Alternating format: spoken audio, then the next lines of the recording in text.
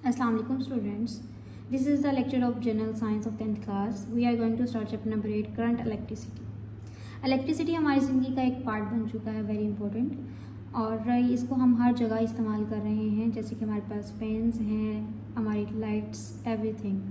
देखें बेटे, electricity is use for 4 important ways. जैसे कि अगर जब हम फ़ैन में इस्तेमाल करते हैं तो ये क्या किस में कन्वर्ट हो जाती है आपकी इलेक्ट्रिसिटी? मैकेनिकल एनर्जी में। जब हम बल्ब या फिर ट्यूब्स वगैरह में इस्तेमाल करते हैं तो इलेक्ट्रिसिटी कन्वर्ट हो जाती है आपके पास लाइट में। जब हम लाउड स्पीकर्स में इस्तेमाल करते हैं तो वो साउंड क्रिएट कर देती है इलेक्ट्रिसिटी।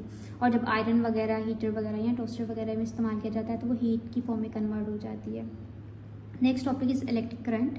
इलेक्ट्रिक करंट क्या होता है बेटे? Electric current is the flow of charges. आप 8 क्लास से पढ़े हैं या इससे प्रीवियस क्लासेस में भी आपने इलेक्ट्रिक करंट की यही डेफिनेशन पढ़ी हो गई। अब ये चार्जेस क्या हैं? Charges are the free electrons जो कि हर जगह अवेलेबल होते हैं। कहाँ पे? कंडक्टर के अंदर। अब कंडक्टर चाहे लिक्विड हो चाहे गैसेज हो, हर जगह पे आपके पास क्या होने चाहिए? अगर आपने करंट फ्लो कराना है तो आपके पास फ्री इलेक्ट्रॉन्स मौजूद होने चाहिए उसमें।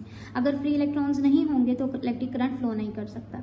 अब जहाँ पे फ्री इलेक्ट्रॉन्स होते हैं वहाँ उसको भी मूव करवाने के लिए, उसको पुश ऑफ करने के लिए ताकि करंट फ्लो कर सके, उसके लिए भी आपको किसी सोर्स की ज़रूरत होती है। उस सोर्स ऑफ एनर्जी हमारे पास वो बैटरी भी हो सकती है, कुछ भी हो सकता है। तो ये सोर्स ऑफ एनर्जी क्या करती है? उन चार्जेस को मोशन में लाती है ताकि करंट को फ्लो करवाया जा सके। Now we have a proper definition of electric current. The amount of charge that passes through any cross section in 1 second is called current. अब करंट की डेफिनेशन आपके पास क्या बेटे? यहाँ पे सबसे पहले कुछ चीज़ें हैं जो आप पहले समझा देते हैं। दैट इज फर्स्टली हमारे पास है क्रॉस सेक्शन। क्रॉस सेक्शन वो एरिया होता है जिसके अंदर से आपके चार्जेस ने फ्लो करना होता है, ठीक है। तो अमाउंट ऑफ चार्जेस जो किसी भी क्रॉस सेक्शन में से पास कर रहे हैं इन 1 सेकेंड में, उसको क्या कहते हैं? हम करंट कहते हैं। अब यहाँ पे चार्जेस को किससे रिप्रेजेंट करेंगे? हम क्यू से। और हम 1 सेकेंड को आपको पता है टाइम होता है, तो हम यहाँ पे टाइम को टी से रिप्रेजेंट करेंगे। तो हमारे पास बेसिक फॉर्मूला या मैथमेटिकल रिलेशनशिप कैसे आ जाएगा? I is equal to Q over T. यहाँ पे आई करंट को रिप्रेजेंट कर रहा है। हमारे पास करंट के यूनिट्स क्या होते हैं बेटे? करंट के ऐसा यूनिट्स है, हमारे पास एम्पेयर है जिसको ए से डिनोट किया जाता है। इसके अलावा अगर हमने अगर हमारे पास सर्किट में हमने ये फाइंड आउट करना है कि उसमें करंट फ्लो कर रहा है कि नहीं, तो आपने जस्ट उसका एक इंस्ट्रूमेंट है जिसका नाम है एम मीटर। बेसिकली ये एम मीटर क्या फाइंड करने के लिए इस्तेमाल किया जाता है? ये फाइंड आउट करने के लिए इस्तेमाल किया जाता है क्या उस सर्किट में से करंट पास कर रहा है कि नहीं। तो आप जस्ट आपने उसके साथ एम मीटर कनेक्ट कर देना है तो आपको पता लग जाएगा कि यहाँ पे करंट फ्लो कर रहा है। फॉर योर इन्फॉर्मेशन बेटे, यहाँ पे देखिएगा हमारे पास करंट के और भी यूनिट्स होते हैं, जैसे कि मिली एम्पेयर की वैल्यू क्या होती है? 10⁻³ एम्पेयर। और हमारे पास और इससे भी छोटा यूनिट जो होता है दैट इज़ 1 माइक्रो एम्पेयर, और उसकी वैल्यू क्या होती है? 10⁻⁻6 एम्पेयर्स। नेक्स्ट टॉपिक है हमारा कन्वेंशन करंट। कन्वेंशन करंट क्या होता है बेटे? और कन्वेंशनल करंट और आपके पास जो रियल करंट है उनमें क्या फ़र्क है? कन्वेंशनल करंट होता है बेटे due to flow of positive charges, and जो दूसरा करंट है जो हम डेली लाइफ में बेसिकली इस्तेमाल करते हैं that is flow of negative charges.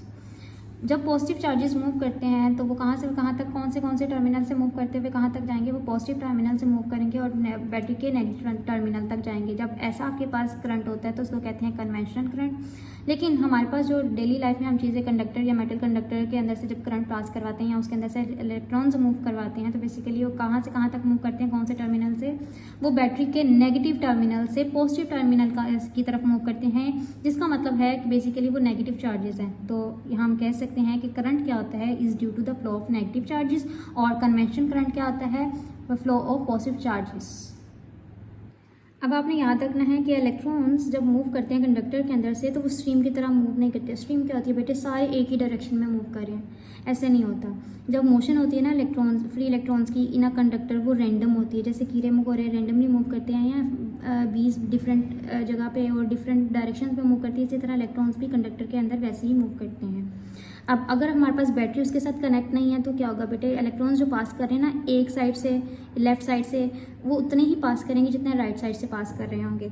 तो इसका मतलब ये है कि हमारे पास जो उसका नेट क्रॉस सेक्शन के अंदर जो इलेक्ट्रॉन्स की पासिंग का रेट है वो क्या होगा? 0 होगा।